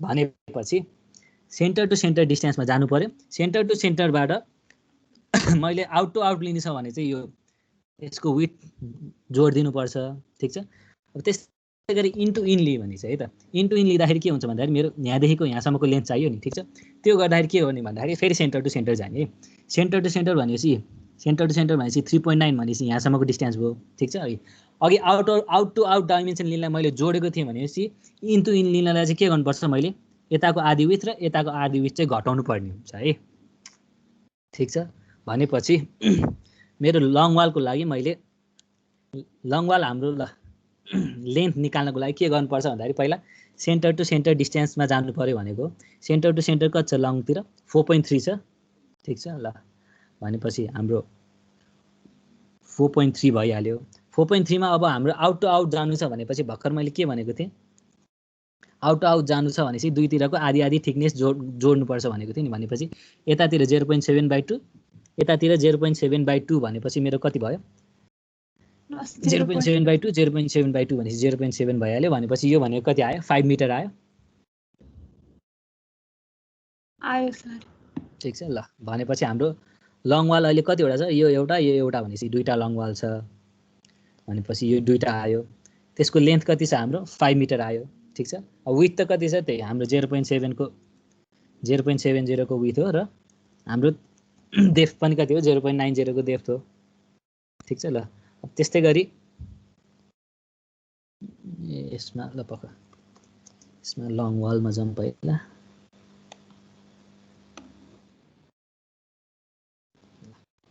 लङ वाल भयो र अर्को के छ सर्ट वाल भयो है ल अब सर्ट वालको लागि के भनेको थिएँ मैले त्यही सेन्टर टु सेन्टरमा मेरो यो विथ चाहिँ घटाउनुपर्छ घटाएपछि चाहिँ मेरो सर्ट वालको आउँछ भनेपछि हाम्रो सेन्टर टु सेन्टर यतापट्टि कतिको थियो 3.9 मिटरको थियो 3.9 मा मैले कति घटाउनु पर्यो 0.7 घटाउनु पर्यो भनेपछि कति आयो मेरो 3.2 आयो है भनेपछि हाम्रो सर्ट वाल पनि कतिवटा छ माथि एउटा तल भनेपछि दुईटा छ सर्ट वाल दुईटा भयो यसको लेन्थ कति भयो 3.2 भयो विथ कति छ 0.7 छ डेप्थ मेरो 0.9 छँदैछ ठीक छ भनेपछि यहाँ अब मेन बुझ्नुपर्ने भनेको कुरा यही हो अरू त मल्टिप्लाई गरेपछि आइहाल्छ है अब यहाँसम्म के कन्फ्युजन छ भने सोध है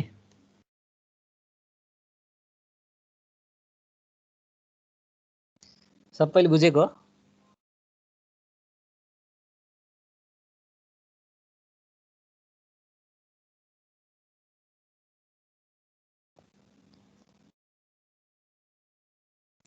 यसो 4-5 जना हो भन्दै न मेरो मनको शान्तिलाई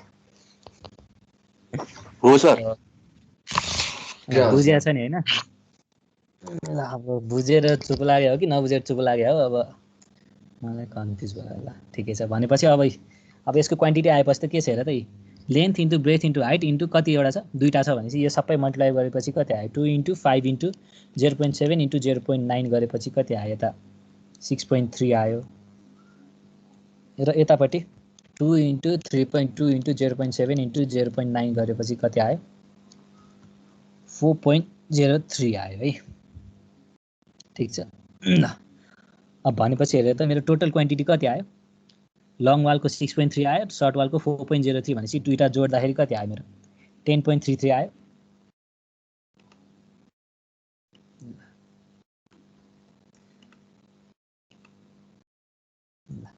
भनेपछि मेरो लङ वालबाट गर्दा पनि सर्ट वालबाट गर्दा पनि के रे सरी सेन्टर लाइन मेथडबाट गर्दा नि लङ वाल सर्ट वालबाट गर्दा नि आउने एउटै नै हो है ठीक छ अब यो दुईटा मध्ये जसरी आफूलाई सजिलो लाग्छ त्यसरी गर्दा हुन्छ है ठीक छ just long wall centre to centre line method गर्दा चाहिँ के हुन्छ भन्दाखेरि जङ्सनहरू आवेला चाहिँ एउटा घटाउनु पर्ने हुन्छ त्यो घटाउन चाहिँ बिर्सिनु भएन है ठीक छ र अब यो लङ वाल सर्ट वाल गर्ने हो भने त त्यही सेन्टरमा गएर आउट टु आउट लिनु छ भने चाहिँ थिकनेस जोड दिने हो इन्टु इन गर्नु छ भने चाहिँ थिकनेस घटाइदिने है, त्यसरी गर्दाखेरि आउँछ मजाले। भनेपछि यहाँ हाम्रो के को भयो भन्दाखेरि अब यति भएपछि मेरो यो यति यो वाल फुटिङ मुनि कति खन्नुपर्ने थियो त्यो सबै आयो है। अब अर्को खन्नुपर्ने के छ हाम्रो यो स्टेप्सको लागि पनि अलिकति खन्नुपर्ने छ नि, ठिक छ, त्यो पनि हेरिहालौँ है त। अब यो मैले अर्को ल स्टेप्सको लागि भनेर भन्दै है, ठिक छ। अब हेर त स्टेप्सको लागि कति खन्नुपर्ने छ। अब यहाँ मैले क्रस सेक्सनमा हेर्दाखेरि यति खन्नुपर्ने देखियो। ल यसलाई मैले रातोले देखाइदिएँ, ठिक छ। र मैले यतातिर हेरेँ भने कति खन्नुपर्ने भयो। मैले प्लानमा हेरेँ भने मेरो स्टेज यहाँसम्म छ, यति खन्नुपर्ने भयो है, ठिक छ।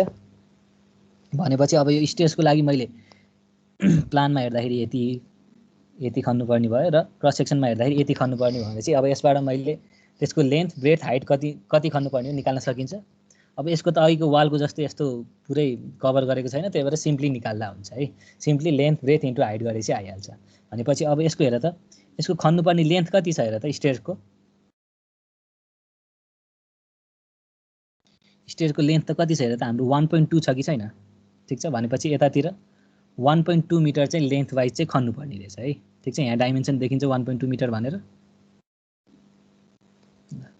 भनेपछि मेरो हजुर आजलाई यति गरौँ न, हाम्रो उता क्याटको पनि क्लास सुरु हुन आँट्यो अनि बत्ती पनि आउने जाने भइरहेछ सर, पानी परेर उता साथीहरूले पनि त्यस्तै भन्दैछन्। अनि ल ठिकै छ, त्यसो भए आजलाई यहीँसम्म गरौँ न त, ठिक छ। यहाँसम्म त यो सेन्टर लाइन मेथड र long wall short wall method हाम्रो एक्जामिनेसनको लागि यसमा क्लियर छ नि होइन।